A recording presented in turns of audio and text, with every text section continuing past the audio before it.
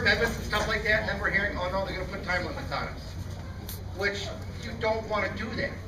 So the one option we had, it wasn't an option we took very lightly, was to leave. That was the only choice we had.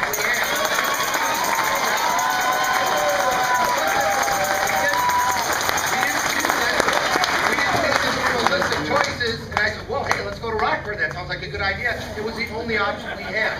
And to be honest with you, I thought we would be gone maybe the afternoon.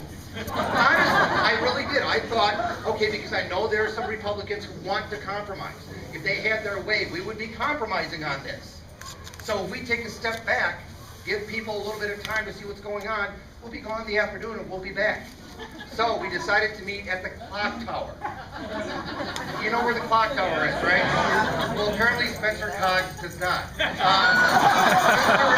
ended up, I think, in Iowa. And we had to say, no, it's over here. So Spencer eventually joined us, and then we sat in a room, and we're thinking, Jesus, now what?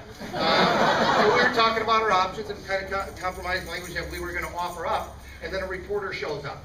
And it became very clear to all of us that none of us, as elected officials, obviously cannot keep our mouths shut. So when we say, when we took the clock tower, it's like, okay, but wait, let me call a reporter first. So what happened at that point is we had to scatter. So some went east, some went west. I just went to Chicago. It's a lot easier to hide in Chicago. It is. It's a big city. But anyway, so that's what happened. And it wasn't anything we took lightly. So as we're working on compromise language, you know, one day turned into another day, turned into another day, more and more people were not only showing up in Madison, but we're showing up in Milwaukee, and we're showing up in Green Bay, La Crosse, Eau Claire, all across the state. This was just not a Madison thing. A lot of people think it is. In fact, some people think, who happen to be in the East Wing at the Capitol, that it's just a couple of Madison hippies who are kind of feeling it again, you know, they're getting out there, they're making up their own signs, and no, that's not the case at all. That's not the case at all. These are moms and dads coming out with their kids.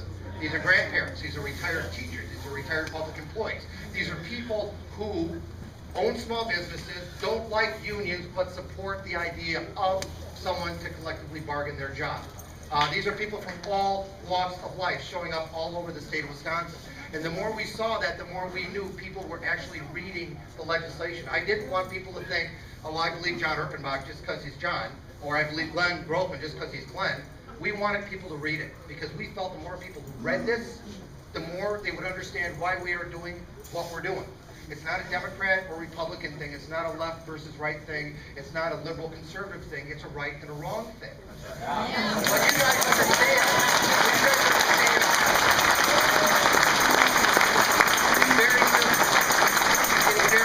It's very simple. This is a war on the middle class of the state of Wisconsin. That's all this is. But it's a big thing. It's a war on the economic engine of the state of Wisconsin. If the middle class stays home, this state goes under. That's what happens. What the governor is choosing to do is to weaken public employee unions because it's easier to get rid of public employees when the union isn't strong. Right. And it's also easier for corporations to come in and pick up those public contracts when you cut off funding for local governments, and then you cap the amount of money they can raise. When you weaken public schools by cutting funding even more or expanding charter or private choice schools throughout the state of Wisconsin, it's easier for corporations, and they have registered in this state, to come in and take over our prison system because they can do it cheaper. Well, yeah, they can do it cheaper. Yeah, they can pay guards $7 an hour or $7.50 an hour and put them on whatever's left of Badger Care. But guess what? We lose accountability. But more importantly, our friends, our neighbors lose their jobs. And more importantly, the middle class starts to vanish. And when the middle class vanishes, the fish fries go away. The bowling alleys start closing up. Main streets start shutting their doors. Because people don't go out and spend their money. Because they don't have any money.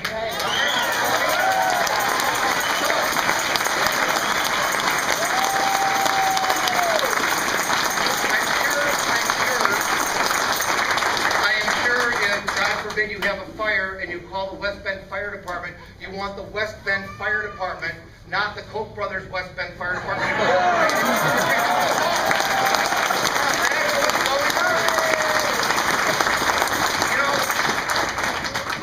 Politics until the cows come home. Both sides want the same thing, I believe, and that's fairness. We just want it to be fair. I don't want to gouge the rich to pay for the poor. That's not fair. We want it to be fair, and right now it is not fair. A public school teacher cannot compete with a private school teacher right now because a private school teacher gets the best students and they can say no to special needs kids.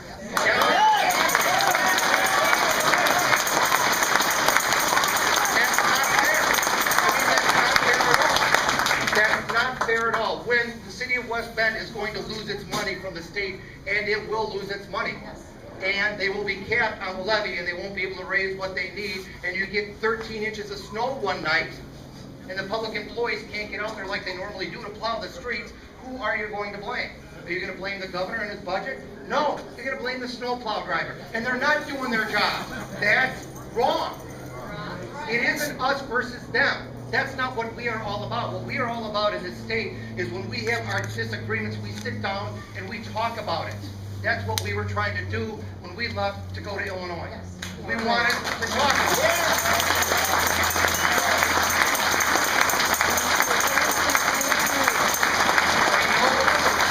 We know you have the votes. We know Governor Walker won the election. But on something this significant that reaches deep, not into the pockets, but deep into the homes of people all over the state of Wisconsin, and people are losing sleep over this.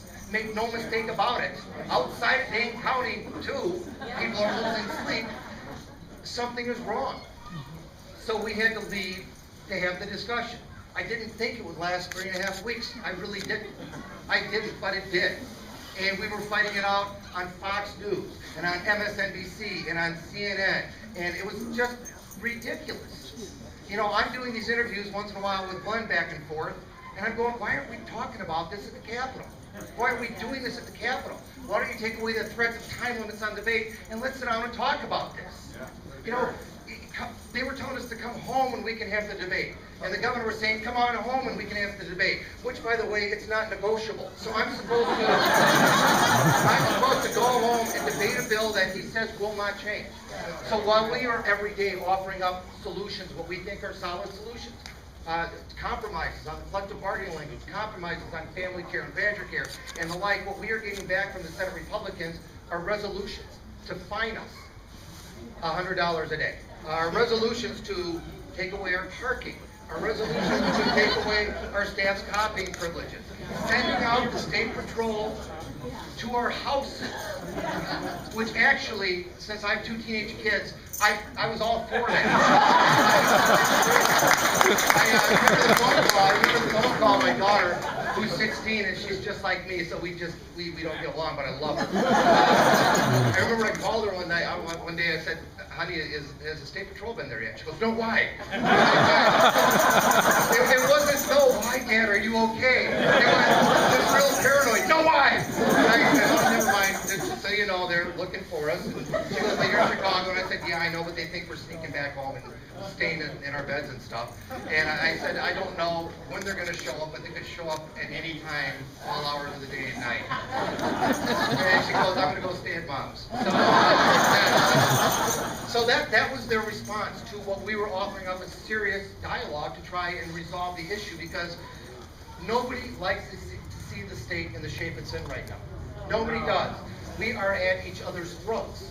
I am not kidding when I tell you some family members throughout the state are not talking to each other right now. Some friends are not talking to each other right now.